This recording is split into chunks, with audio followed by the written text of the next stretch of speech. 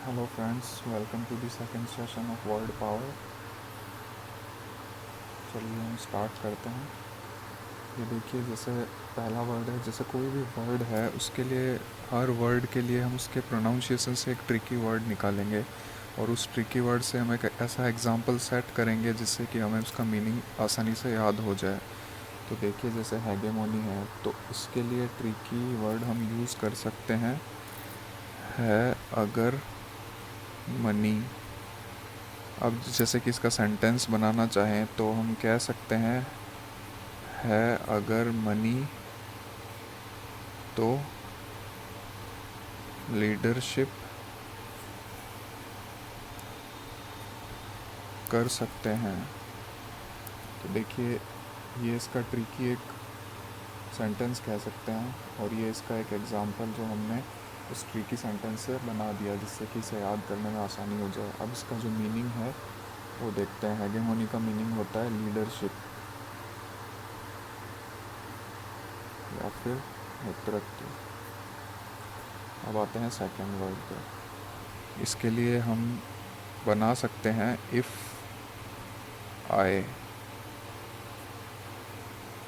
अब जैसे कि हम नॉर्मली बोलते हैं कि मन में कोई इफ़ आए, इफ़ आना मतलब क्या है, एक तरह का क्रॉस क्वेश्चन होता है कि भाई अगर कुछ भी है तो ऐसा क्यों है, तो उससे हम एक तरह से डाउट कह सकते हैं कि भाई ये डाउट आ रहा है मन में। तो एक इसका एग्जांपल बन सकता है कि अगर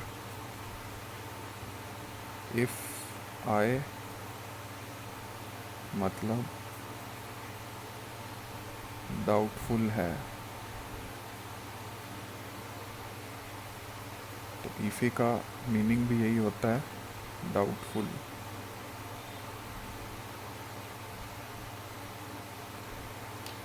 नेक्स्ट वर्ड है स्टबल। स्टबल को नॉर्मली हम बना सकते हैं अस्तबल। अब हमें पता है कि अस्तबल होता है वहाँ पे घोड़ों को रखा जाता है और घोड़ों को बांधते हैं किससे, खूंटी से। खूंटी लगी होती है तो हम कह सकते हैं कि अस्तबल में खूंटी लगी होती है। तो इसका मीनिंग हो गया खूंटी। ठीक है। नेक्स्ट वर्ड के लिए इरोड है तो इससे हम इतना पार्ट ले लेंगे, रॉड। रॉड, ठीक है। अब रॉड से हम बना सकते हैं कि रॉड से डिस्ट्रॉय किया जा सकता है। रॉड से कुछ भी हम डिस्ट्रॉय कर सकते हैं। लोग लड़ाई झगड़े में भी रॉड, स्टिक काम में लेते हैं। तो उसी चीज़ को आप इमेजिन कर सकते हैं। तो इसका मीनिंग हो गया डिस्ट्रॉय।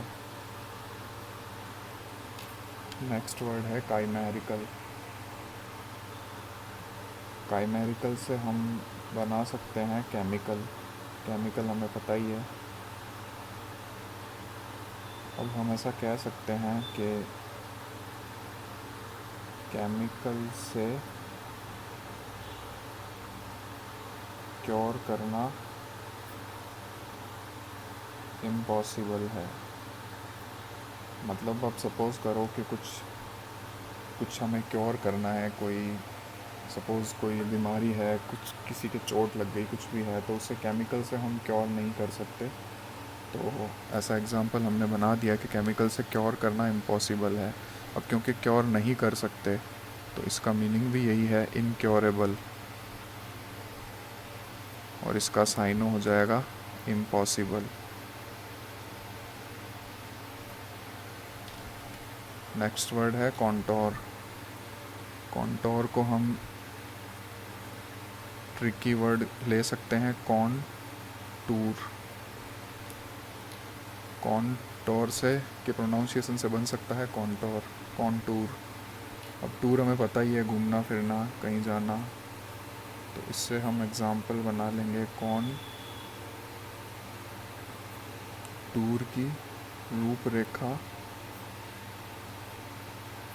तैयार करेगा। अब कहीं टूर पे जाना है तो ऑब्वियसली उसके लिए पहले प्लानिंग होती है, कहाँ जाना है, कैसे स्टे करना है, सब चीज़ें होती है। तो उसे हम कह सकते हैं कि रूपरेखा उस चीज़ की। तो एग्ज़ाम्पल बन गया कॉन्टूर की रूपरेखा तैयार करेगा। तो कॉन्टूर का मीनिंग भी यही होता है, रूपरेखा या फिर आउटलाइन। ओके, स्काउज। नेक्स्ट वर्ड है स्काउज। इसे हम सिंपली स्कोर कह सकते हैं। अब देखिए कि अब तो खैर ऐसा नहीं होता, बाकी पहले टाइम में पुराने ज़माने में ऐसा रहा करता होगा कि खिलाड़ी होते हैं वो भी अगर सही से नहीं खेले, कुछ ना करें, तो उन्हें भी कुछ सज़ा मिलती होगी, ऐसा सपोज़ कर सकते हैं। तो हम उस अकॉर्डिंग कह सकते हैं कि स्कोर नहीं बनाने पर कोड़े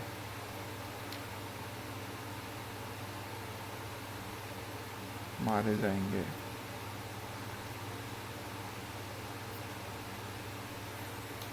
तो इसका मीनिंग हो गया कोड़े मारना, या फिर कह सकते हैं लैश। इसका साइनो है लैश। नेक्स्ट वर्ड है इम्पास। इम्पास के लिए हम बना सकते हैं इसमें से पास, इसमें से पास, ठीक है। तो इसके लिए एग्ज़ाम्पल सेट हो जाएगा, इसमें से पास नहीं हो रहा क्योंकि गतिरोध है। ठीक है, ये इससे ईजी रहेगा इसे याद करने में। तो इम्पास का मीनिंग हो जाएगा गतिरोध या फिर डेडलॉक। Next word impervious. अब देखिए इम्परवियस के लिए पूरा एग्जाम्पल देने की ज़रूरत नहीं पड़ेगी, सिंपल हम एक छोटी लाइन से ही इसे समझ सकते हैं। जैसे कि हम इसे कह सकते हैं आई एम प्रबल। जो इसका प्रोनाउंसिएशन है उससे आप कर सकते हो, आई एम पी से हो जाएगा प्रबल, पी ई आर भी आ रहा है इसमें, प्रबल। तो इसका मीनिंग यही होता है प्रबल या फिर इम्पेनेट्रेबल। नेक्स्ट वर्ड है अर्गो। इसके लिए हो जाएगा year ago.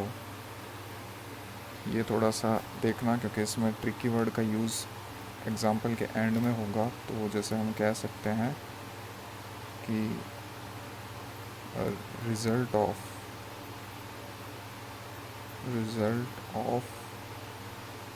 what I did a year ago। Result of what I did a year ago। तो इसका मीनिंग क्या हो गया, रिज़ल्ट फल स्वरूप या फिर एज अ रिज़ल्ट।